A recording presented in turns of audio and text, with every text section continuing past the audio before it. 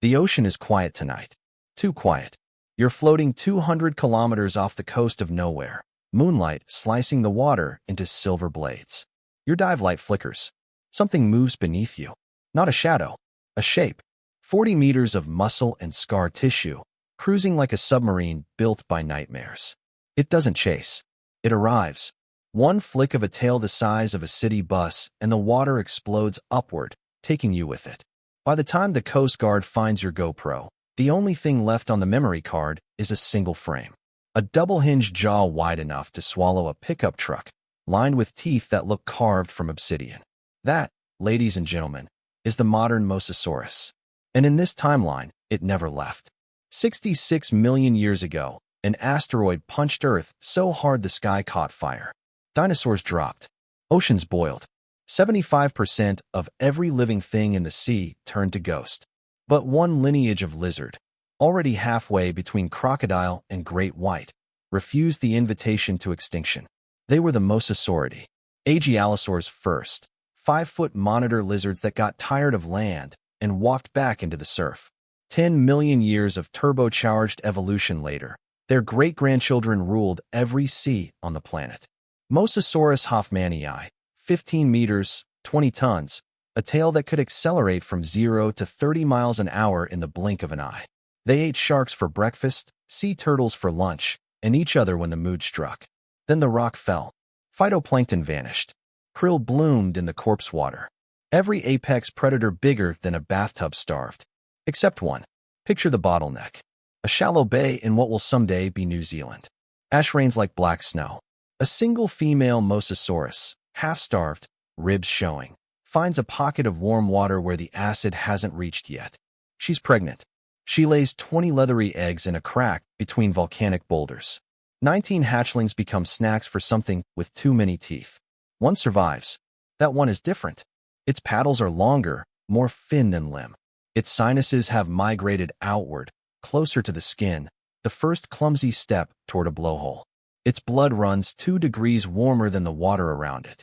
It doesn't know it yet, but it just became patient zero for the new dynasty. Fast forward 5 million years. The impact winter ends. The oceans cough up new food chains. Our survivors' descendants have split the world between them. 2 empires. 2 philosophies. 1 ocean. Empire 1, the vicious. They keep the old religion. Teeth, speed, terror. But the game has changed. The shallow seas are gone, replaced by abyssal plains and migratory highways of whale meat. To chase a 100-ton blue whale across 3,000 kilometers of open water, you can't be a sprinter anymore. You become a marathon runner with a chainsaw for a face. Body tapers. Flukes widen. The swim bladder, stolen from deep-sea shark cousins, lets them yo-yo between surface and midnight zone without crushing their own skulls. Endothermy locks in. They hunt in pods now. Not packs. Pods. 3, maybe 4 adults moving like a wolf pack with sonar. One circles high, one low, one hangs back to cut off escape. When they hit a whale, it's not a fight. It's an autopsy in motion. Snout first, reinforced bone plate, evolved from Tylosaurus ramming wars, stoves in the ribcage. Jaws unhinge, ratchet, swallow. A 50-foot humpback disappears in 4 bites. The water clouds red for an hour. Then they're gone, cruising for the next pulse of blood in the dark. Empire 2, the gentle. They read the same apocalypse and chose a different gospel. When the big prey vanished, some Mosasaurus looked down at the krill clouds and thought, why chase when you can inhale? Teeth shrink, then narrow, then fuse into combs. Skull elongates. Throat balloons into a sieve. By the Eocene, they're filter feeding. By the Miocene, they're bigger than blue whales. 45 meters. 250 tons. They migrate pole to pole, gulping Antarctic superswarms the size of cities. Their skin thickens into armor plating, keratin ridges that shimmer like oil on water. Humans will call them leviathans. They call each other with subsonic moans that travel 1,000 kilometers. They don't hunt. They harvest. And they remember the taste of their cousin's blood. Let's talk size. Because numbers lie if you don't feel them. A vicious Mosasaurus at 40 meters weighs in at 200 tons. That's 20 African elephants stacked nose to tail. Its tail slap generates a pressure wave strong enough to flip a fishing trawler. Its bite force, calculated from jaw leverage and muscle scarring on fossil whale bones, hits 180,000 newtons. For context, a saltwater crocodile maxes out at 16,000. This thing bites through a killer whale skull like it's a coconut. The gentle giant is heavier but slower. Top speed, 12 knots. But it doesn't need speed. It needs volume. One gulp filters 40,000 liters of water. In a single feeding bout, it processes more biomass than a great white eats in a year. Its heart is the size of a compact car. Its aorta could park a motorcycle inside. Now, the Neogene arms race. 23 million years ago, a new player swims on stage. Carcharocal's megalodon. 50 tons of serrated fury.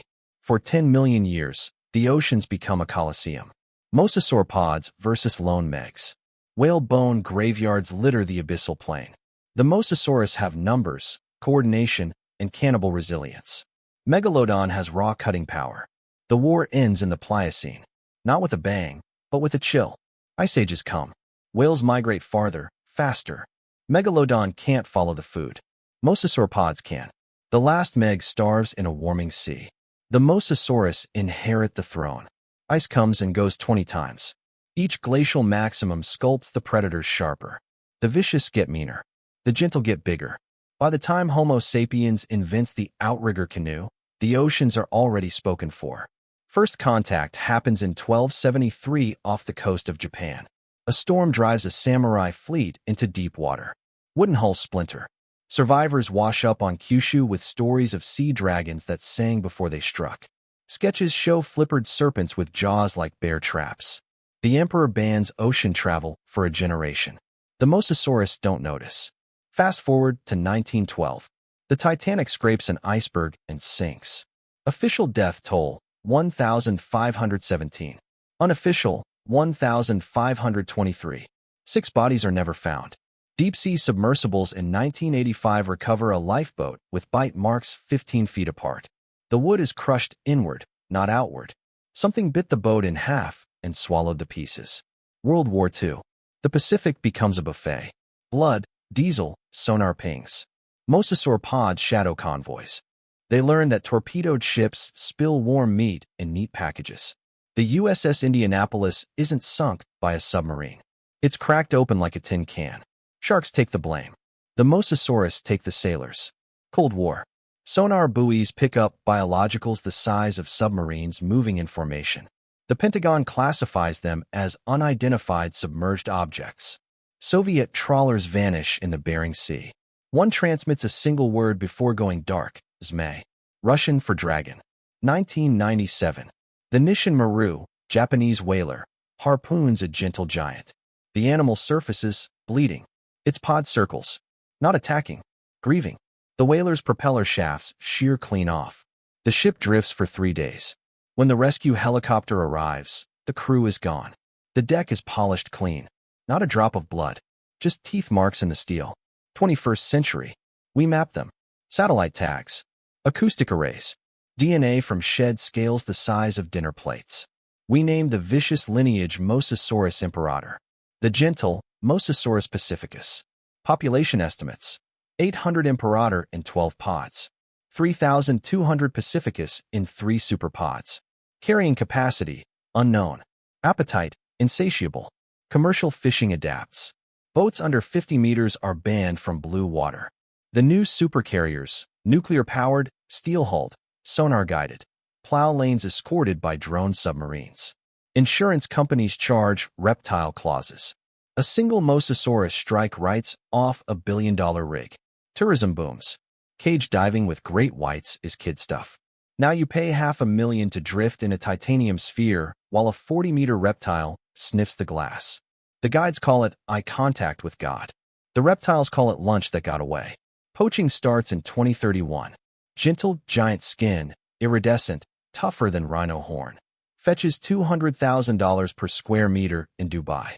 Submarines with harpoon nets prowl Antarctic convergence zones. The Pacificus population crashes 40% in 5 years. Whales explode in size without competition. Blue whales hit 200 tons. The ocean tips. Governments convene. The Reykjavik Accords, 2038. Signatories, every coastal nation. Clause 1. No lethal take of Mosasaurus. Clause 2. Designated hunting corridors for imperator pods, marked with acoustic beacons that scream prey here. We bait them with drone-fed cattle carcasses. It works. Swimmer fatalities drop 92%. Shark attacks become nostalgic. But the vicious evolve. They learn the beacons. They wait beyond the buoys. In 2044, a pod takes down the icon of the seas, world's largest cruise ship. 15,000 passengers. 2,117 missing. The black box audio is 18 seconds long. It ends with a sound like a subway train hitting a wet mattress. We fight back. Depth charges. Torpedoes. Railguns. Nothing penetrates the Imperator's subdermal armor. Layered keratin and osteoderms evolved from crocodile scuts. One pod surfaces off Cape Town wearing the prow of a destroyer like a necklace. The gentle giants fare worse.